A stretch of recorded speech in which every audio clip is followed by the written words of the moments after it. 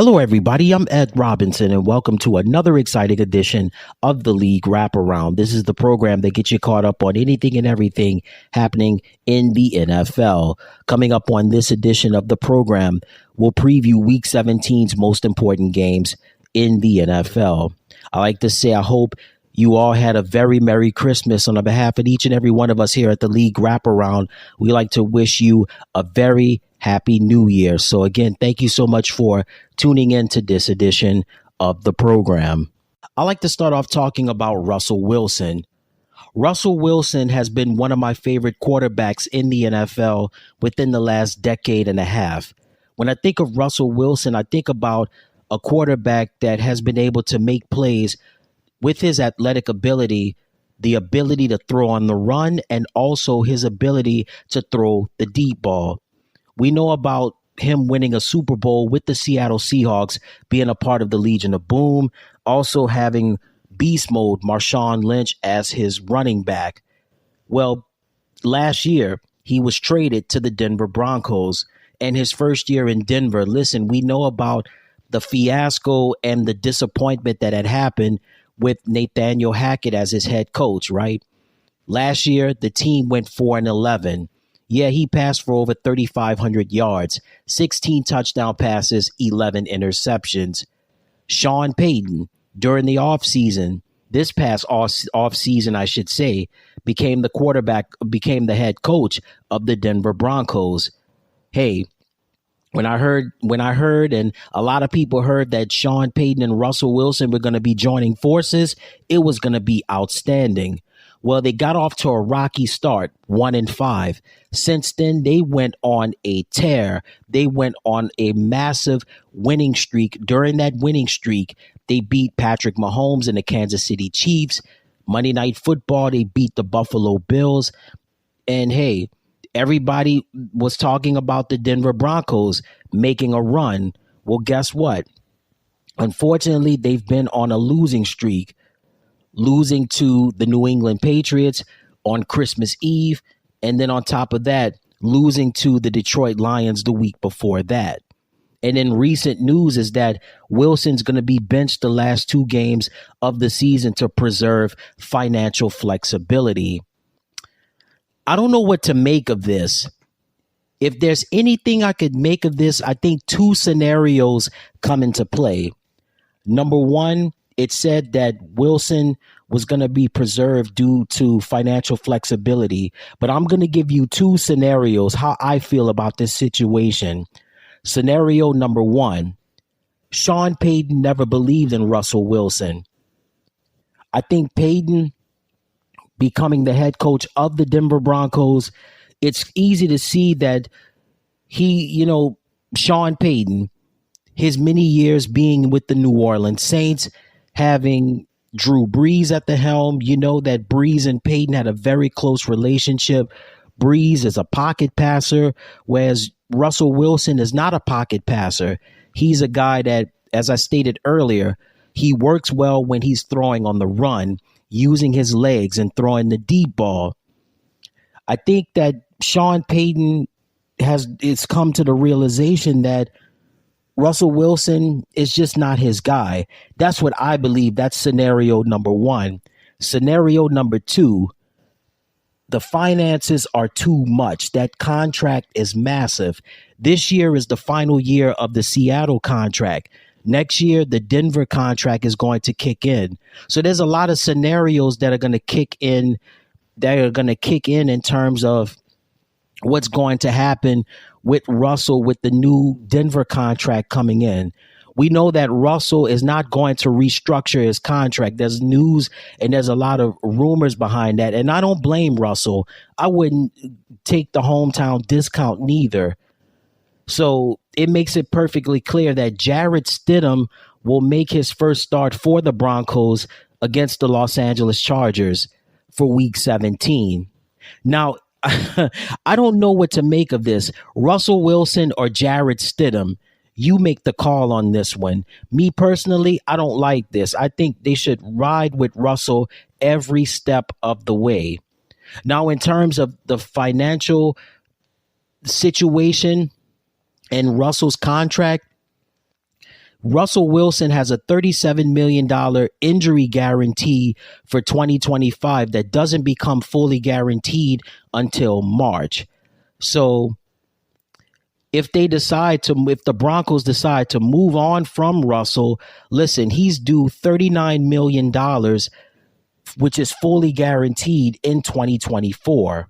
And then, as I stated earlier, he has a $37 million injury guarantee that becomes fully guaranteed in March. Now, also, too, here's another scenario to this as well. In Wilson's contract with Denver, with the new contract kicking in March, he has a no trade clause in his contract. So if he doesn't restructure his contract, they're going to have to release him. And Russell is guaranteed money in terms, if they decide to release him, guess what? Russell is going to be guaranteed money. And also, too, the Broncos are going to be paid. The Broncos are going to be dealt a cap hit as well, which no matter how you slice it, Russell Wilson is still in a win-win situation.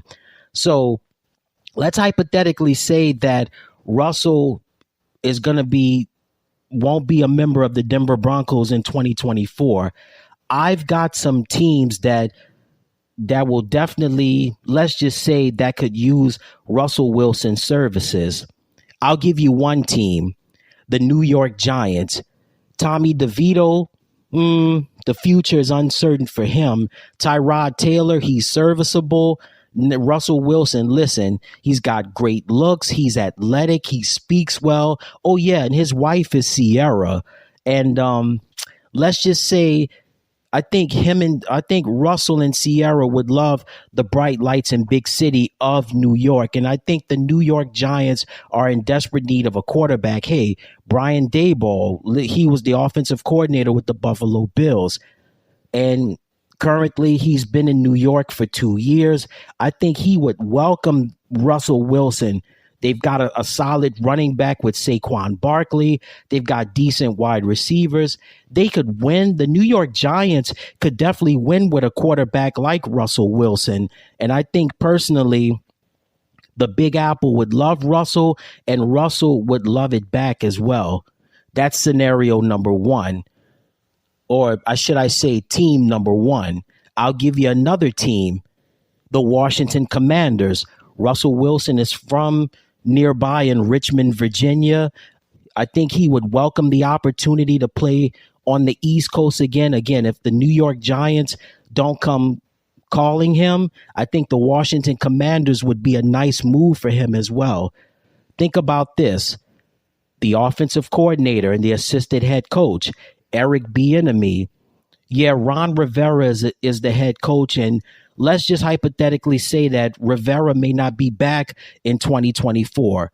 If Eric Bieniemy's the head coach, hey, all bets are off, right? They have a lot of cap room in Washington. You've got the majority owner, who is Josh Harris. Also, you've got the minority owner, Magic Johnson. Also, Doug Williams is the director of player personnel for the Washington Commanders. Remember, Russell Wilson, African-American quarterback. He's already won a Super Bowl. He's got the credentials. The talent is there in Washington. And also, too, they have the cap room. They can afford the contract. And also look at his offensive talent. I mentioned about with the Giants with Saquon Barkley and some of those receivers in New York. In Washington, Scary Terry McLaurin. You've got Logan Thomas, who's a formidable tight end. You've got Brian Robinson Jr., who's the running back. You've also got Curtis Samuel, just to name a few. The Commanders have some talent. They can definitely make some noise if they can land Russell Wilson somehow, some way. Hey, look who's in the NFC East. Dallas with Dak Prescott. Philadelphia has got Jalen Hurts. If the New York Giants don't make a run for Russell Wilson, hey, the Washington Commanders can make a run for Russell. I'll give you another team, the Atlanta Falcons. His wife, Sierra, is from the ATL. So I know she would welcome the opportunity if Russell lands in Atlanta. Desmond Ridder is a young talent, Desmond Ritter could learn maybe for several years under the tutelage of Russell Wilson. Atlanta, they've got Drake London, they've got Kyle Pitts, they've got Bijan Robinson as their running back. Hey, the Falcons have a young nucleus, and when you bring in a quarterback like Russell Wilson's caliber, listen, Arthur Smith, he can do a lot of things with Russell. The Falcons would welcome Russell with open arms. Hey, Atlanta's got the cap space. They can afford that contract. They would welcome him with open arms. And as I stated earlier, the wifey is from the ATL. Something to think about. I'll give you another team number 4. How about the Pittsburgh Steelers? The Pittsburgh Steelers need a quarterback. We don't know the situation with Kenny Pickett, Mason Rudolph. He's having his moment right now, but Mitchell Trubisky, that hasn't worked out.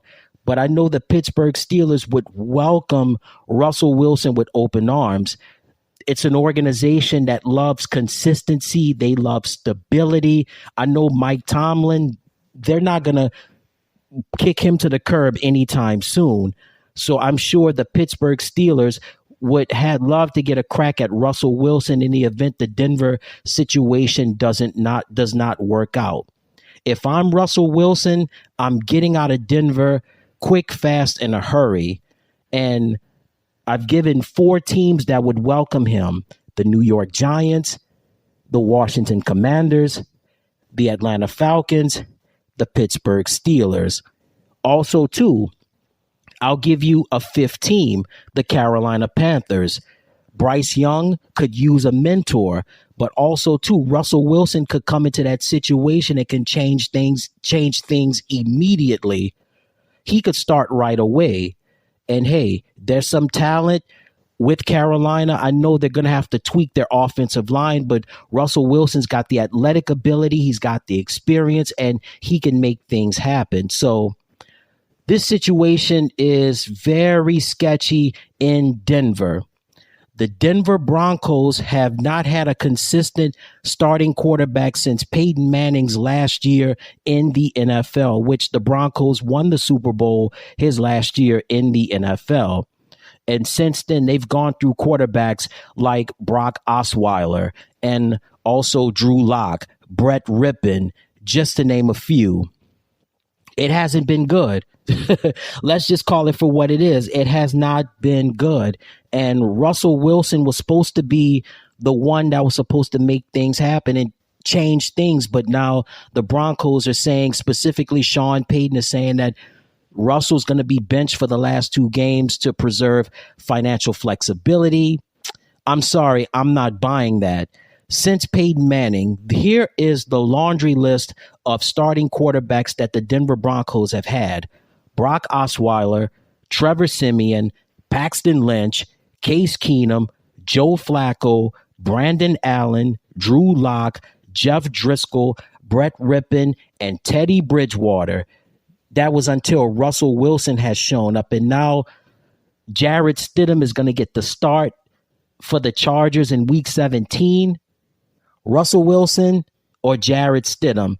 It's a no-brainer for me. I'm going to go with dangerous Russell Wilson. But hey, what do I know? If anything, I think George Patton and the management with the Denver Broncos, they ought to be ashamed of themselves for not honoring that contract. And also kudos to Russell Wilson for putting his foot down and not giving in to restructuring the contract or whatever they wanted to, what the Broncos wanted him to do. So again, Wilson is due $39 million, which is fully guaranteed in 2024. There's also the injury guarantee for 2025, which is worth $37 million.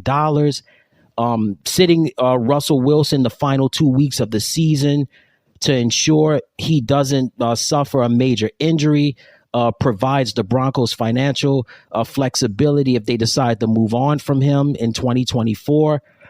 It's not a done deal, but hey, this is, I don't know, this is just ridiculous. And again, with Jarrett Stidham coming in and starting for Russell Wilson. Stidham went through a similar situation last season with the Las Vegas Raiders and the whole Derek Carr situation. I don't know what to make of this. I don't like this. Again, I think Peyton never wanted Russell Wilson in Denver. He was never his guy from the jump. And I think the Broncos are starting to kind of renege on this whole, the financial obligations of the contract. This is ridiculous. Again, if I'm Russell Wilson, I'm getting out of Denver quick, fast, in a hurry. And again, my teams that I think that should try to make a move for Russell are the New York Giants, the Washington Commanders, also the Atlanta Falcons, the Pittsburgh Steelers, and the Carolina Panthers. You talk about a fall from grace. The Kansas City Chiefs, yeah, they are the defending Super Bowl champions, but they are not playing like the defending champions. If one word sums up the Chiefs' 2023 season, it is distractions.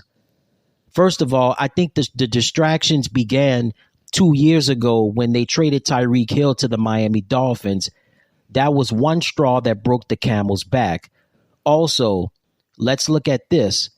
After they won the Super Bowl back in February, the distractions kept coming, of course, with the endorsements, and all of that comes with, as they say, to the victor goes the spoils, right? Well, they've been spoiled in more ways than one.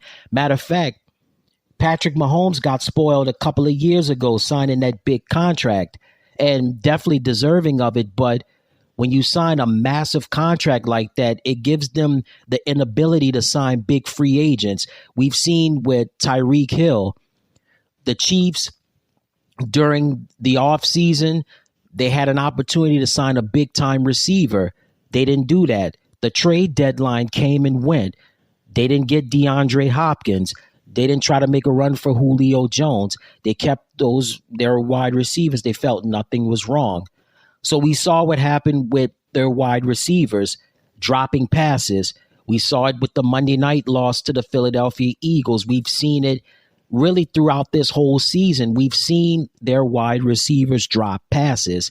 And I talk about distractions. Their all-world tight end, Travis Kelce, let's just say he's been involved with a big-time pop star, and he's been unable to shake off, no pun intended, he's been unable to shake off distractions, as well as his teammates. They've been unable to shake off their distractions. And let's just say the Chiefs on Christmas Day, instead of getting Christmas gifts, they were handed a lump of coal by the Las Vegas Raiders as they lost a tough one on Christmas Day.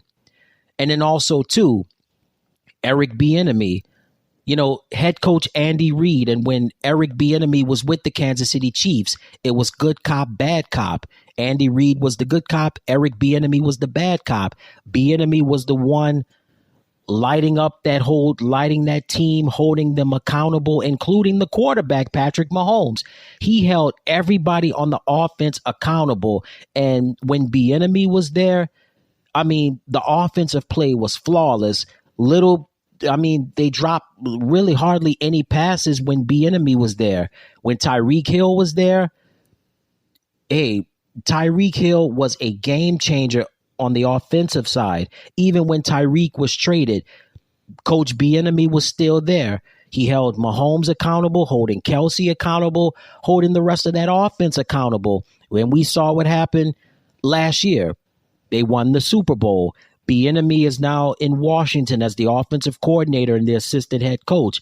And now the bad cop is gone. So no one's really being held accountable. Andy Reid is basically running the show. Matt Nagy is the offensive coordinator, and it hasn't gone well. The Kansas City Chiefs, even when they got on a winning streak early in the season from September going into much of October, they just haven't played like the champions. They have not played Kansas City Chiefs Super Bowl champion football. The accountability is gone from Bieniemy. Tyreek Hill's game-changing presence is gone.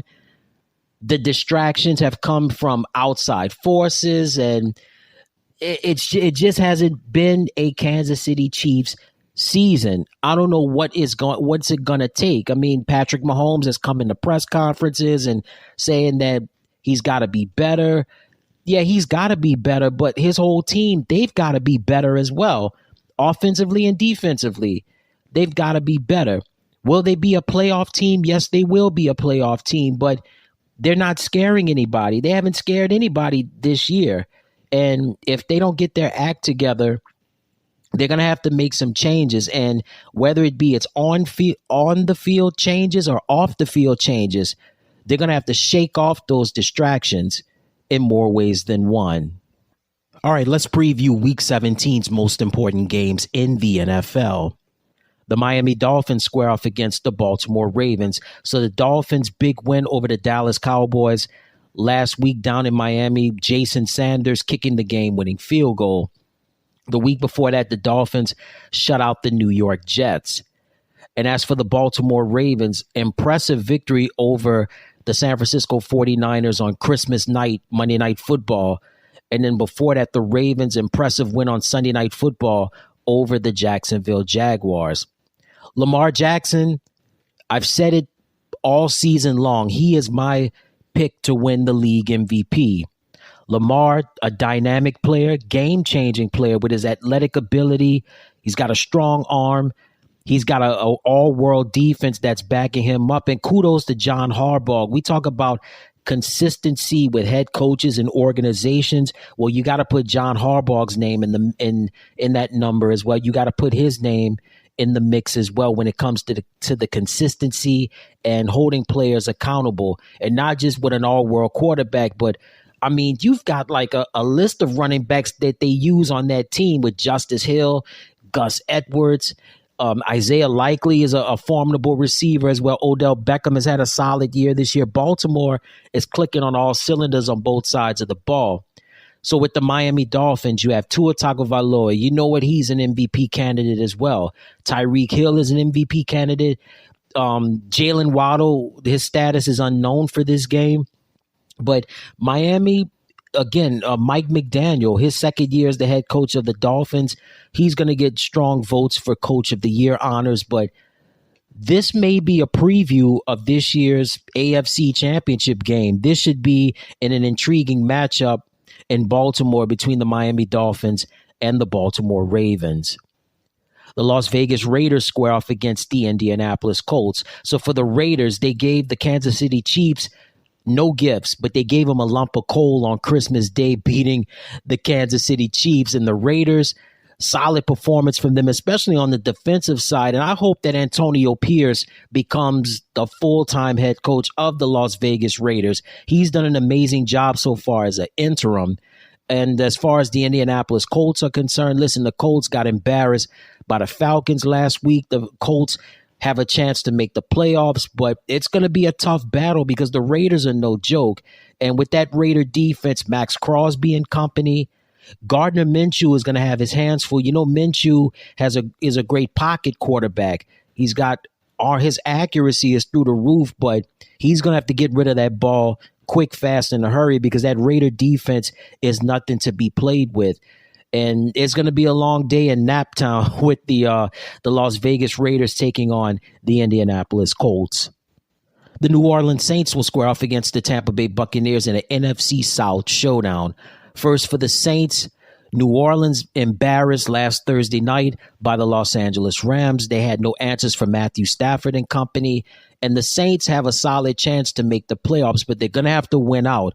But it's going to be tough against a team that has just been on a winning streak as of late, being the Tampa Bay Buccaneers.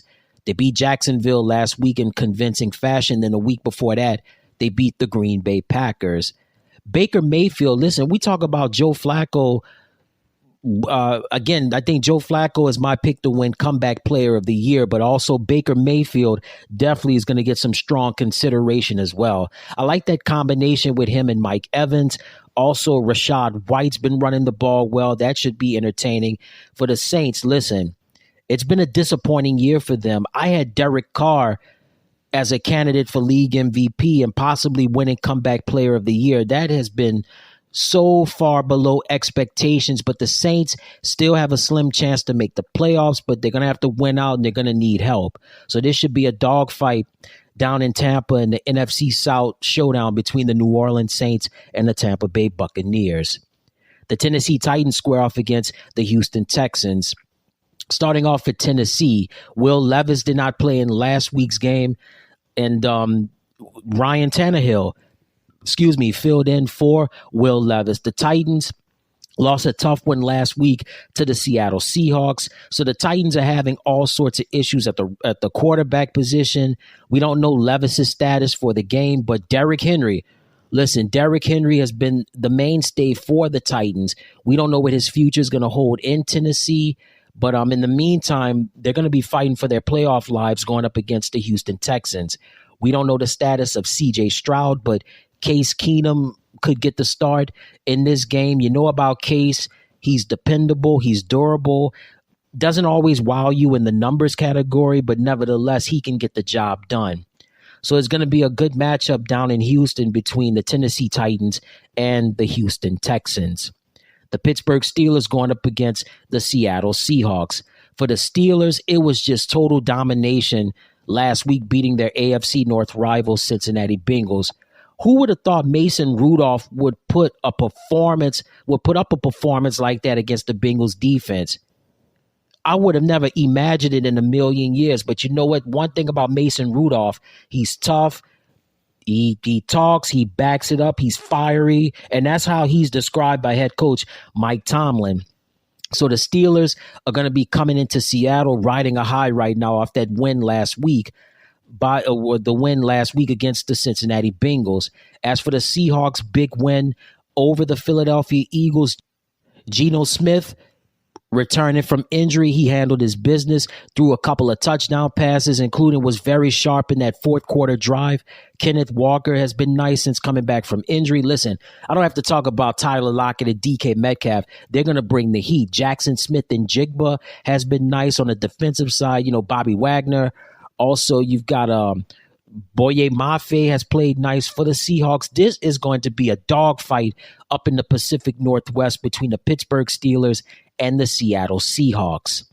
The Cincinnati Bengals square off against the Kansas City Chiefs. So for Cincinnati, embarrassed last week by their AFC North rival, Pittsburgh Steelers. For the Kansas City Chiefs, let's just say Christmas dinner was not good for them, losing to the Las Vegas Raiders. So the Bengals still have a chance to make the playoffs. No Joe Burrow, but they got another JB and Jake Browning.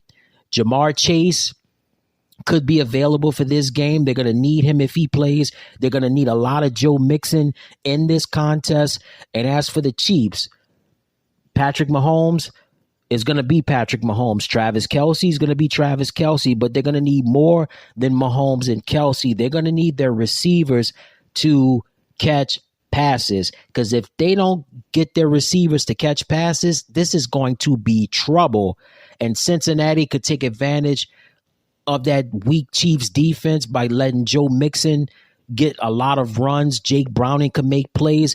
Hey, Cincinnati and Kansas City, this is a rematch of last year's AFC Championship game. We don't have Mahomes and Burrow, but we got Mahomes and Browning. So, hey, we'll take what we can get. And I think this is going to be a great matchup at Arrowhead between the Cincinnati Bengals and the Kansas City Chiefs. The Green Bay Packers square off against the Minnesota Vikings. First for the Packers, it looked as though they were going to lose last week to the Carolina Panthers. Guess what? Wrong answer. They would wind up winning. Jordan Love showed leadership. He showed poise. He showed confidence. And listen, Jordan Love, he's been solid this year. A big improvement from year one and year two. Getting it done not just with his arm, but also with his legs as well. Aaron Jones coming back from injury. What more can you say about him, right? Romeo Doubs, effective. Tucker Kraft is becoming a solid tight end. And Green Bay's got a lot of momentum coming into this game as they're going up against a team that is having a lot of problems at the quarterback position. Kirk Cousins, done for the year for the Vikings. Joshua Dobbs comes in. Joshua shows a lot of promise. He comes in and they get on a winning streak, but he struggles. Now Nick Mullins is in, and let's just say it hasn't gone well as of late. Justin Jefferson has continued to put up massive numbers since coming back from his injury. And the Vikings, they need this win to stay alive. For the Packers, they need this win to stay on top of what they need to do in the NFC North. This is going to be a great game in Minneapolis at US Bank Stadium between the Green Bay Packers and the Minnesota Vikings. All right, now it's time for my game of the week. My game of the week is going to be the Green Bay Packers going up against the Minnesota Vikings. When you think of the Packers-Vikings rivalry, so many great players that have come out of this fantastic and this great rivalry with the likes of the head coaches, Vince Lombardi, Bud Grant. Also, you think of names like Chris Carter, Randy Moss, also Antonio Freeman, Reggie White. The list goes on and on. Bart Starr, Fran Tarkenton, the Purple People Eaters defense, just to name a few. Green Bay and Minnesota, their first meeting in this rivalry was October the 22nd, 1961. The Packers beat the Vikings 33-7. The last meeting that they had was October the 29th of 2023, with the Vikings beating the Packers 24-10. These two teams have met a total of 126 times. The Packers lead the all-time series 65, 58, and 3. So listen, these two teams represent the upper Midwest, Minneapolis, Green Bay, Minnesota, Wisconsin. These two teams have played outdoors at such stadiums, iconic vintage stadiums like Lambeau Field. Also, for a lot of you NFL historians out there, the Metropolitan Stadium, which was in Bloomington, Minnesota, before the Vikings moved indoors to the Hubert H. Humphrey Metrodome, and now they're playing at that nice stadium in downtown Minneapolis at US Bank Stadium. So many great names, so many great games, so many great players that have participated in this rivalry. Adrian Peterson, Aaron Rodgers, Clay Matthews, just to name a few. Man, this is outstanding. I mean, Packers, Vikings. At the beginning of the year, this game looked as though it's probably like, okay, it's just another game. Not much significance, but we'll watch it just because of the historical nature of it. Well, guess what? I think this is a game that's going to be worth watching. We got Jordan Love. We got Aaron Jones. We got Justin Jefferson. What more could you ask for? Packers, Vikings, man. On New Year's Eve, it's nothing like it, man. And I think this game is going to add to the continuing rivalry, the historical rivalry between the Green Bay Packers and the Minnesota Vikings. Green Bay, Minnesota, my game of the week. Before we get on out of here, I want to give you my picks on who I think will win Week 17's most important games in the NFL. The Miami Dolphins going up against the Baltimore Ravens. I like Baltimore to win. The Las Vegas Raiders going up against the Indianapolis Colts. I like Las Vegas to win. The New Orleans Saints going up against the Tampa Bay Buccaneers. It's going to be a close game, but I like Tampa Bay to win. Tennessee Titans going up against the Houston Texans. I like Houston to win. The Pittsburgh Steelers going up against the Seattle Seahawks. I like Seattle to win. Cincinnati Bengals going up against the Kansas City Chiefs. I like Kansas City to win. The Green Bay Packers going up against the Minnesota Vikings. I like Green Bay to win. So again, my picks are Baltimore, Las Vegas, Tampa Bay, Houston, Seattle, Kansas City, and Green Bay. And there you have it. That's going to do it for another exciting edition of the League Wraparound. And until next time, everybody, I hope you and yours had a very Merry Christmas and would like to wish you and yours a very happy and safe New Year. Until next time, everybody, so long.